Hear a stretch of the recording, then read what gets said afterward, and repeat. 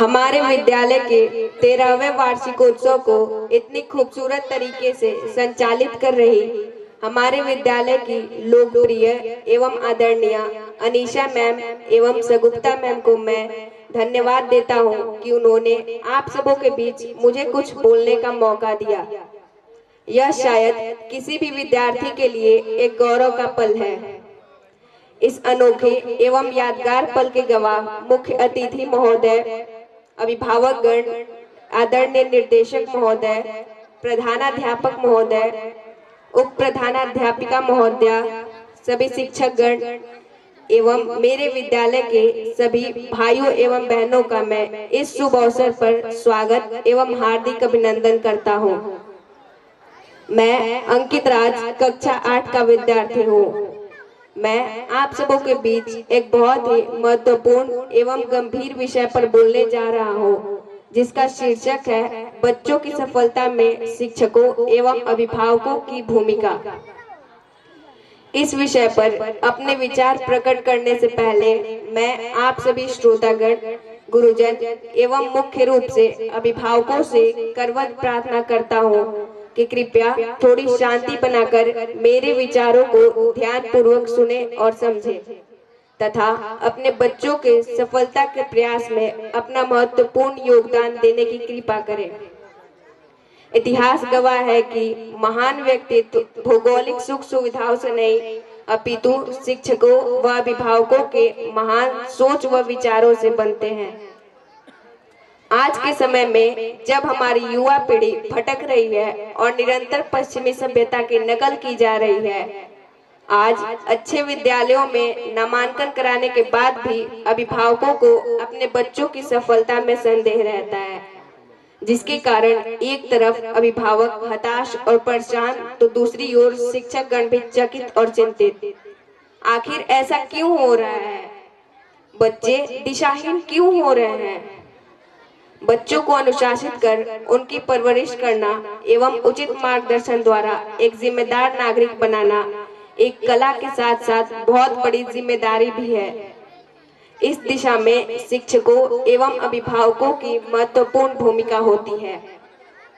ये दोनों अगर मिलकर प्रयास करें तो बच्चे चमकते हुए सितारे बन जाएंगे।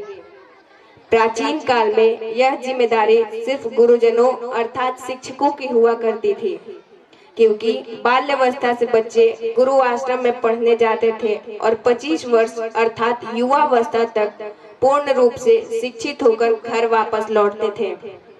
गुरुओं द्वारा उन्हें विभिन्न प्रकार की शिक्षा के साथ साथ जीवन की प्रत्येक चुनौतियों के लिए भी तैयार किया जाता था एवं उन्हें एक तपस्वी की भांति अपने गुरु आश्रम में एक कठोर जीवन व्यतीत करना पड़ता था।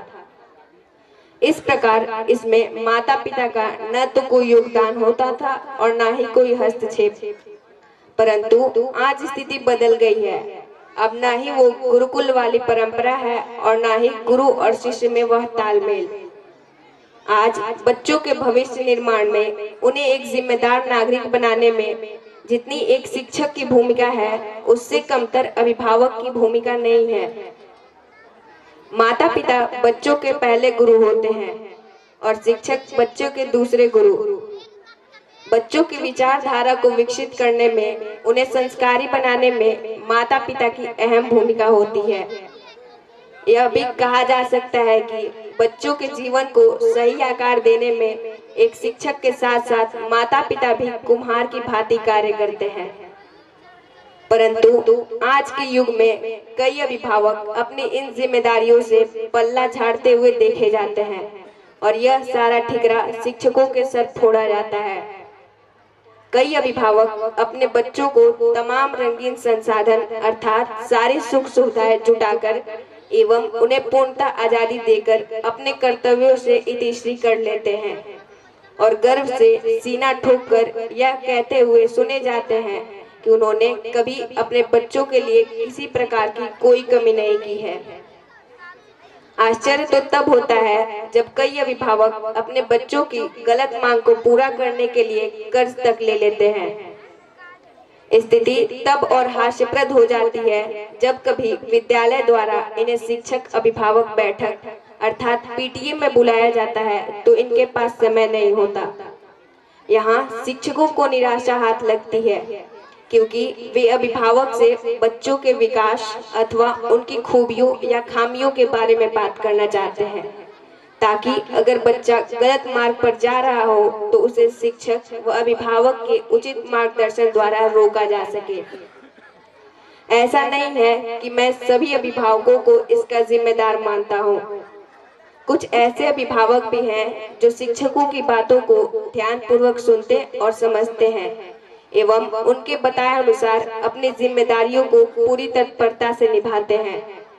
ये ना ही कभी अपने बच्चों के पेटीएम मिस करते हैं और ना ही कभी उनकी गलतियों पर पर्दा डालते हैं। ये भले ही अपने बच्चों को विभिन्न प्रकार की सुख सुविधाएं ना दे पाए, परंतु अपने बच्चों के जीवन को संवारने के लिए कुछ भी त्यागने को तत्पर रहते हैं। बच्चों की सफलता में शिक्षकों की महत्वपूर्ण भूमिका होती है। प्यार और धैर्य पूर्वक बच्चों को शिक्षा देते हुए उनकी प्रत्येक परेशानियों को समझना एवं उन्हें हमेशा प्रोत्साहित करना एक शिक्षक का परम कर्तव्य होता है। परंतु कभी कभी शिक्षकों की भावना को ठेस पहुंचती है। जब ये बच्चों पर थोड़ी सख्ती बरतते हैं तो कई अभिभावक उग्र हो जाते हैं। परिणाम स्वरूप बच्चे भी इनकी अवहेलना करना शुरू कर देते हैं। फलस्वरूप शिक्षकों का भी ध्यान धीरे धीरे इन बच्चों पर से कम हो जाता है और ये बच्चे जीवन की दौड़ में पीछे रह जाते हैं। बाद में इसका जिम्मेदार शिक्षकों को ठहराया जाता है। इस प्रकार के वातावरण में आज के बच्चे जीवन में सफलता के मुकाम तक पहुंचेंगे और एक जिम्मेदार नागरिक बनेंगे, ऐसी उम्मीद भी कैसे की जा सकती है। मेरे विचार से यदि अभिभावक अपने बच्चों की परवरिश में सजग रहें, छोटी उम्र से ही उनके अंदर अच्छे संस्कार डाले जाए तो स्थिति काफी हद तक सुधर सकती है। अभिभावकों को अपने बच्चों को क्वालिटी टाइम देना चाहिए। क्वालिटी टाइम से मेरा तात्पर्य ऐसे समय से है जो सिर्फ उनके बच्चों और परिवार के लिए हो।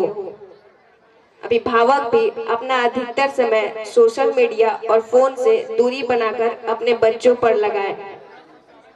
स्थिति तब बेहद हास्यप्रद हो जाती है जब बच्चों के साथ साथ अभिभावक भी मोबाइल में व्यस्त रहते हैं।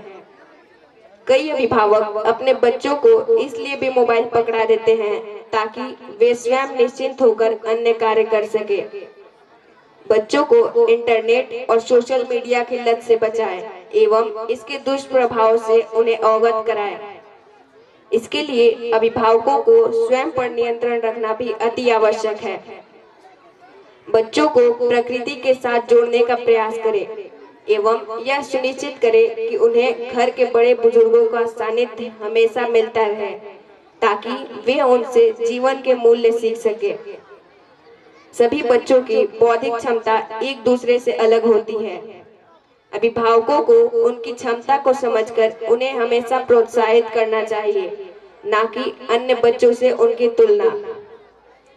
बच्चों को अत्यधिक लाड प्यार देकर बिगाड़ना भी सही नहीं होता और ना ही उनकी गलतियों पर पर्दा डालना सही है।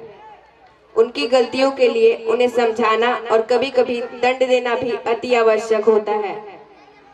बच्चों को बचपन से ही सुसंस्कारित कर देने वाले माता पिता चैन की नींद सोते हैं। अंत में मैं आप सभी से इतना ही कहना चाहता हूँ कि शायद सभी अभिभावक मेरी बातों से सहमत न हो, परंतु यदि कुछ अभिभावक भी मेरी बातों पर गौर करें और अपने बच्चों के भविष्य निर्माण के प्रति गंभीरता से विचार करें तो आज मेरा इस विषय पर बोलना सार्थक हो जाएगा। धन्यवाद।